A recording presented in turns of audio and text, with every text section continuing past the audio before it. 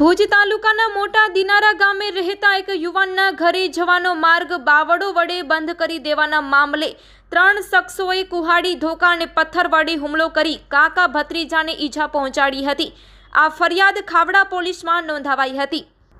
મોટા દિનારામાં રહેતા અને ખાનગી કંપનીમાં સિક્યુરિટી ગાર્ડ તરીકે નોકરી કરતા ઓસમાણ આમર સમા નામના 30 વર્ષના યુવાનના ઘરે જવાના મુખ્ય માર્ગ પર તે ગામના ઉમર મલુક સમાએ બાવળની જાળીઓ કાપીને બંધ કર્યો હતો।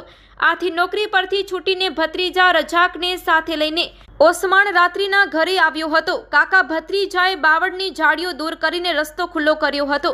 આથી 3 શખ્સોએ ઉશ્કેરાઈ જઈ ગાળો ભાંડી હતી। બાદમાં ઓસમાણ અને તેના ભત્રીજા રજક પર કુહાડી વડે, લાકડાના ધોકા વડે અને પથ્થરનો ઘા મારીને ઈજાઓ પહોંચાડી હતી।